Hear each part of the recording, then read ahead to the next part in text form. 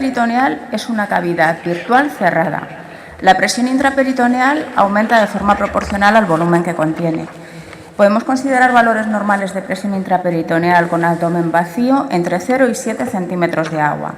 Y los factores determinantes de la presión intraperitoneal son el tamaño y el tono muscular del paciente, el volumen de solución de diálisis en los pacientes en diálisis peritoneal, la postura del paciente y la actividad física que esté realizando. Revisando la bibliografía, vimos que ya en los años 90 Durán utilizó un método muy sencillo para medir la presión intraperitoneal, que consiste en, con un sistema de doble bolsa y una regla métrica, medir la presión.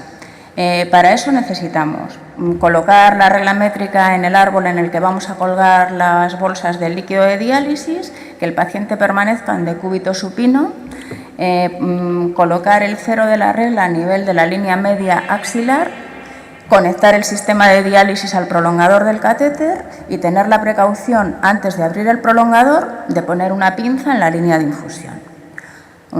Abrimos el prolongador y como hemos colocado, colocar la bolsa en lugar de a nivel del suelo, invertirla y colgarla en el árbol. Al abrir el prolongador, el líquido refluye por la línea que va a la bolsa y el punto donde oscila la presión, o sea, donde oscila el líquido, esa es la presión intraperitoneal. Las guías nos recomiendan de forma sistemática medir la presión intraperitoneal a pacientes adultos. Sí que lo recomiendan en pacientes pediátricos. Pero nosotros nos preguntamos si medir la presión intraperitoneal puede beneficiar a los pacientes en diálisis peritoneal.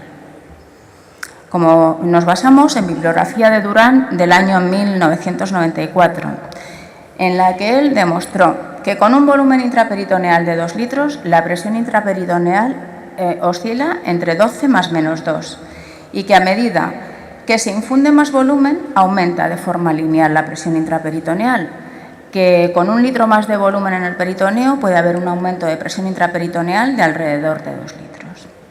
Y nosotros queríamos saber si este aumento de la presión intraperitoneal infunde en la ultrafiltración. Y decidimos marcarnos un objetivo, que era examinar la PIP y la ultrafiltración conseguidas en diálisis peritoneal al infundir diferentes volúmenes de líquido de diálisis. Realizamos un estudio multicéntrico, cuantitativo, descriptivo, longitudinal y prospectivo de 42 pacientes de 3 hospitales diferentes: Clínico de Valladolid, Río Ortega de Valladolid y Río Carrión de Palencia. El estudio lo hicimos entre el segundo semestre del 2015 y el primer trimestre del 2016. Los criterios de inclusión de los pacientes fueron que al menos llevasen 1 mes y medio en programa de diálisis y que no hubiesen tenido intervenciones quirúrgicas abdominales los 3 meses anteriores a incluirlos en el estudio. Y los criterios de exclusión, la negatividad a participar en el estudio o la dificultad para el volumen máximo que le queríamos infundir, la intolerancia para el volumen máximo que queríamos infundir.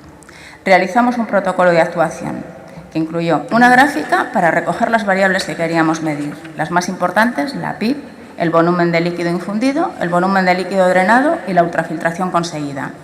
Solicitamos antes del estudio, como en todos los estudios, autorización al comité ético del hospital y el consentimiento informado a los pacientes. Y el análisis estadístico lo hicimos con Microsoft Excel.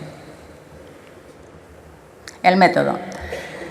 Nosotros queríamos recoger 3 medidas: con abdomen vacío, tras la infusión del líquido y premio al drenaje, o sea, con el líquido que habíamos infundido más la ultrafiltración conseguida. No nos servía el método de Durán. Entonces se nos ocurrió que nos podíamos basar en la forma correcta de medir la presión venosa central de forma manual. Y para ello necesitábamos un equipo de presión venosa central, un suero salino para rellenar la columna de líquido y cebar el catéter y una regla métrica, y teníamos que interponer en el equipo de presión venosa central una llave de 3 vías a la que íbamos a conectar con sistema Luer-Low el sistema de diálisis al prolongador, o sea, ahora lo vemos a continuación. El paciente, cada vez que le medíamos la presión intraperitoneal, tenía que permanecer en decúbito supino, le dejábamos que estuviese un ratito en reposo y que hiciese una inspiración suave y una expiración, y cogíamos la medida media. Realizamos 3 intercambios con solución de 2,27 de 120 minutos de tiempo de permanencia y el primer intercambio lo hicimos con 2.500 mililitros y el paciente permaneció en bipedestación o sentado. Y en el segundo intercambio el volumen que le infundimos fueron 1.500 y permaneció durante las 2 horas de tiempo de permanencia en cama en decúbito supino. La ultrafiltración la calculamos por diferencia de pesaje entre el volumen infundido y el volumen drenado. Los resultados. Las características del paciente es que, bueno, el 71,5% eran varones, 30 varones y 8 mujeres, con una edad media entre 37 y 81 años, y resaltar que todos los pacientes tuvieron buena tolerancia al volumen máximo infundido. En la parte superior vemos que la presión intraperitoneal aumenta, es más alta, con el volumen de 2,5 litros que con el de 1,5 litros. Y con la ultrafiltración ocurre lo contrario. Conseguimos menos ultrafiltración con el volumen de 2,5 litros. En la gráfica inferior vemos la presión intraperitoneal medida en vacío, que fue 8,2 más menos 4,2, con 1,5 litros 11,2 más menos 4,2 y con 2,5 litros 13,4 más menos 4,4. Se cumplió la teoría de Durán de la oscilación de 2 centímetros de agua por cada litro a mayores infundido. La ultrafiltración la medimos en mililitros, vamos atrás, como pesamos las bolsas, pero bueno, lo traducimos en mililitros, pero nos pareció que era mucho más significativo dar el resultado en porcentaje. Y vemos que hay un aumento, un porcentaje mucho más alto de ultrafiltración con el intercambio de 1,5 litros que con el de 2,5 litros. El intercambio de 2,5 litros, la discusión, debería haber obtenido mayor ultrafiltración, porque tenía más volumen de líquido, tenía mayor gradiente de concentración. Medimos el líquido infundido y el líquido drenado, se lo analizamos en el laboratorio y además el intercambio de 2,5 litros lo hicimos el primero, que se supone que el paciente tiene más sobrecarga hídrica. Sin embargo, la mayor ultrafiltración la conseguimos con el intercambio de menor volumen y siendo el segundo. Recuerdo que con el menor volumen teníamos menor presión intraperitoneal. En el manejo del fallo de ultrafiltración se sigue un algoritmo de diagnóstico. Primero hay que descartar que el paciente tenga incumplimiento con la dieta o con la prescripción farmacológica, que tenga una pauta de diálisis inadecuada, que tenga problemas mecánicos como atrapamiento del catéter, obstrucción, y cuando ya se ha verificado que se descartan estos problemas, se pasa automáticamente a ver el fallo de membrana peritoneal. Los resultados terapéuticos para solucionar el problema de fallo de ultrafiltración son escasos. Primero, aumentar la diuresis y disminuir la ingesta de líquidos, y luego optimizar la ultrafiltración osmótica, acortando los tiempos de permanencia, aumentando las concentraciones de glucosa, utilizando otras soluciones que no atraviesan la membrana como la hipodestrina.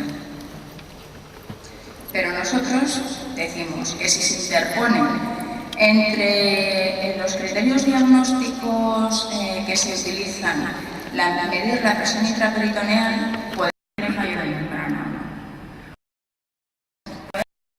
Que medir la presión intraperitoneal es beneficioso.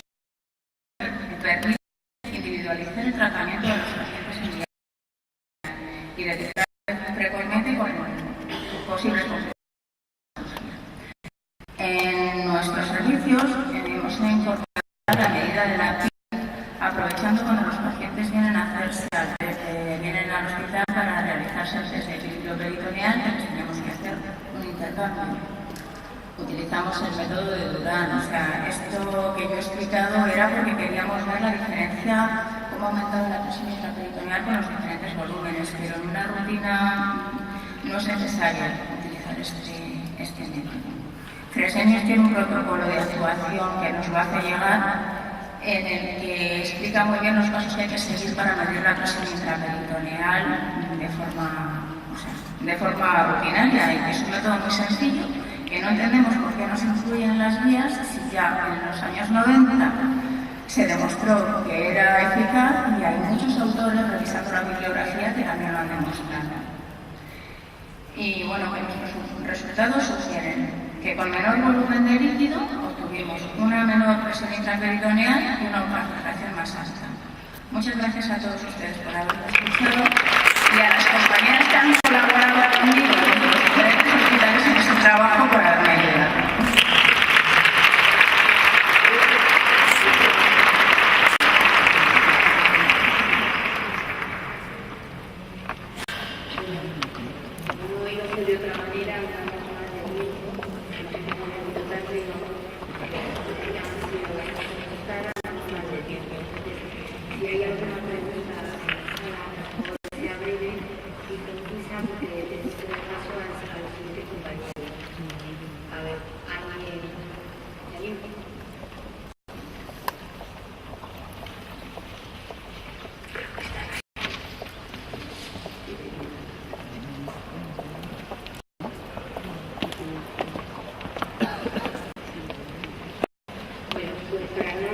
Cuatro preguntas que realmente son muy interesantes a las compañeras que han estado aquí y a la hora del tiempo. Podemos disfrutarla luego en el espacio de tranquilidad y podemos disfrutar con ella. Vamos a dar paso a la presentación de la Alejandra Sandri en el momento siguiente. Así que muchas gracias.